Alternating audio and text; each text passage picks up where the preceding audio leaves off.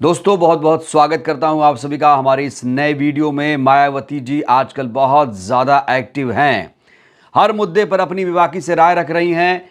इस समय संसद का सत्र चल रहा है और सत्ता पक्ष और विपक्ष के लोग किस तरीके से वक्फ बिल पर हंगामा कर रहे हैं ये किसी से छुपा नहीं है। मायावती जी ने वक्फ बिल को लेकर अपनी जो राय है आज स्पष्ट कर दी है। साथ ही साथ परिवारवाद पर भी उन्होंने चोट कर दी है और कहा है कि हमारे लिए परिवार मायने नहीं रखता है, हम सिर्फ और सिर्फ बीएसपी मूवमेंट के लिए काम करते हैं। बहुजन समाज की एकमात्र पार्टी है बीएसपी और जो बहुजन समाज के लोग हैं वो बीएसपी के साथ जुड़ रहे हैं। बीएसपी मजबूत हो रही है और जो लोग बीएसपी को खत्म करने का सपना देख रहे हैं वो लोग खुद ही खत्म हो जाएंगे।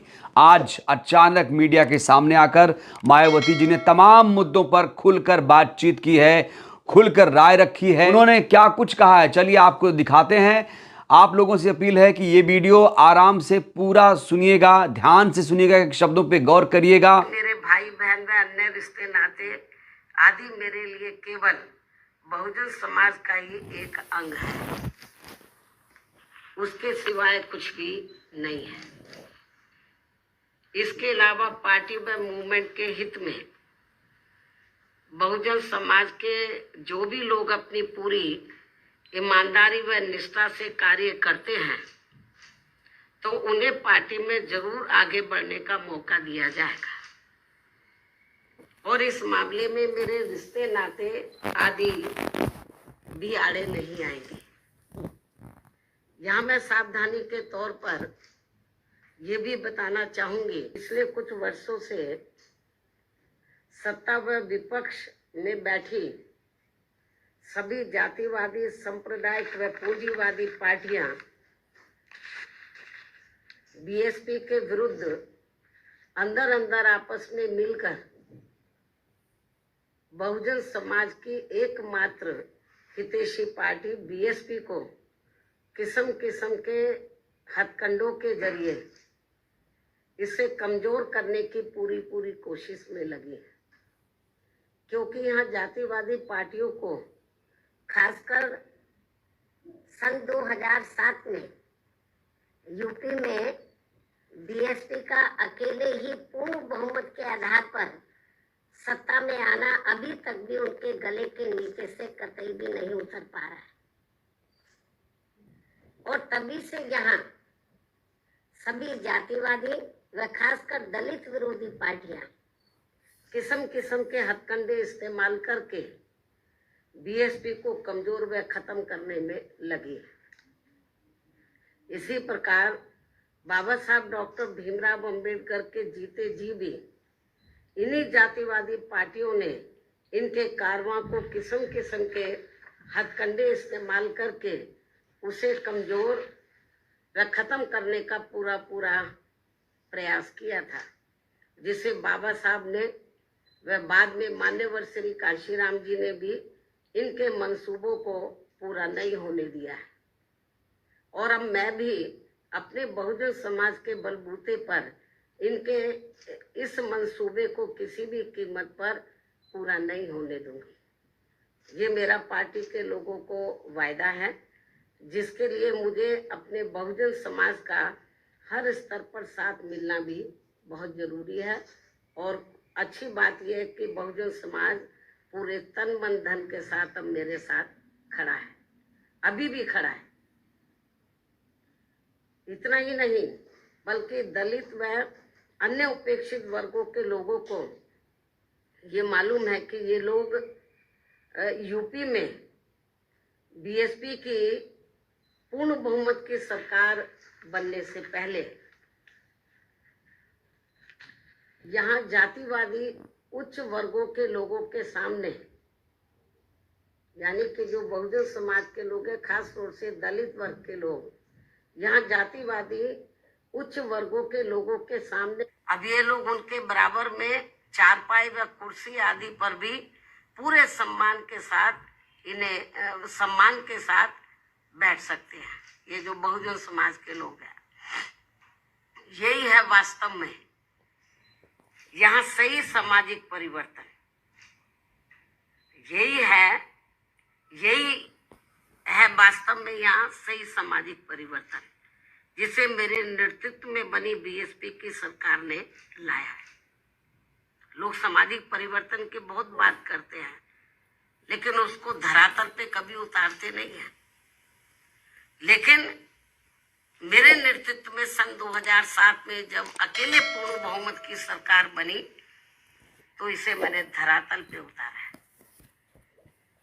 जिससे यहाँ यूपी में हमारे संतों, गुरुओं व महापुरुषों का काफी हद तक सपना साकार हुआ है, जिसकी वास्तव में पूरी देन मान्यवर श्री कांशीराम जी की।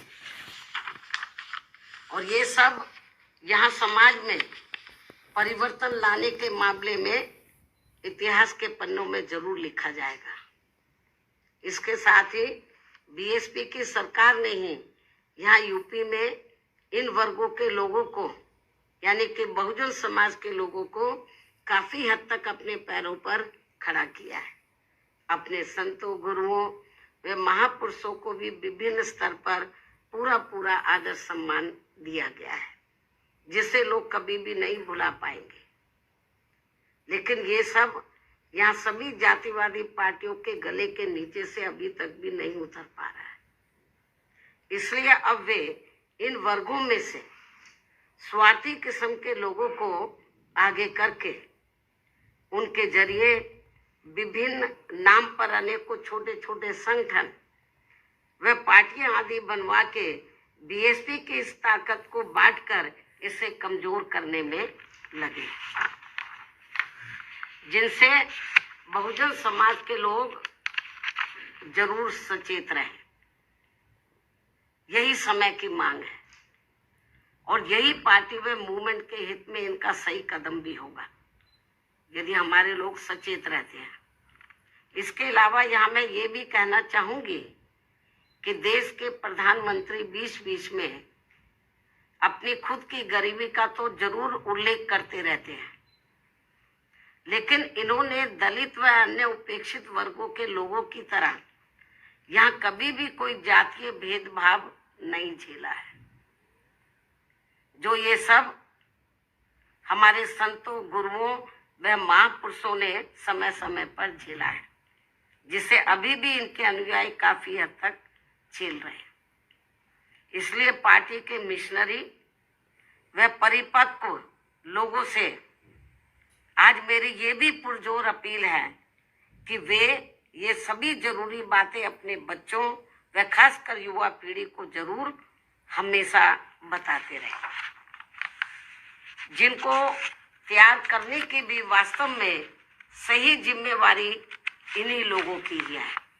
इस उम्मीद के साथ ही अब मैं पुनः होली आदि के त्योहारों के बीच में इस बार मान्यवर श्री कांशीराम जी की जयंती बड़े जोश व उत्साह के साथ मनाकर इनके अनुयायियों ने जो उनको अपना पूरा आदर सम्मान दिया है तथा मेरे साथ साथ इनके करोड़ों अनुयायियों का भी काफी हौसला बढ़ाया है, उन सभी का हार्दिक दिल से आभार प्रकट करते हुए अब मैं अंत में यही कहना चाहूंगी कि इस समय संसद सत्र चल रहा है, यह आप लोगों को मालूम है, जिसमें देश में आम जनहित के मुद्दों पर कम बल्कि अपने अपने स्वार्थ में राजनीति करने पर ज्यादा जोर दिया जा रहा है, जो ये अति चिंता की बात है।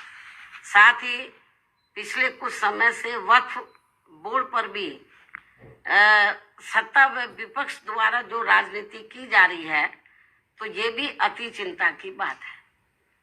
और यदि ये मामला समय रहते आम सहमति से सुलझा लिया जाता तो ये ज्यादा बेहतर होता। केंद्र सरकार इस मामले में जरूर पुनर्विचार करे, सोच विचार करे, ये भी हमारी पार्टी के केंद्र सरकार से पुरजोर अपील है। इस उम्मीद के साथ ही अब मैं अपनी बात यहीं समाप्त करती हूँ। धन्यवाद। जय भीम व जय भारत।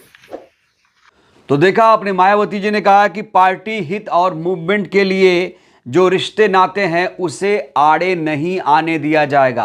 उन्होंने यहाँ पर वक्फ बिल को लेकर भी अपनी राय जो है एकदम स्पष्ट कर दी है। इस वीडियो में इतना ही। मायावती जी का ये जो तमाम ऐलान है आपको कैसा लगा, अपनी प्रतिक्रिया आप लोग भी दीजिए। बहुत बहुत धन्यवाद।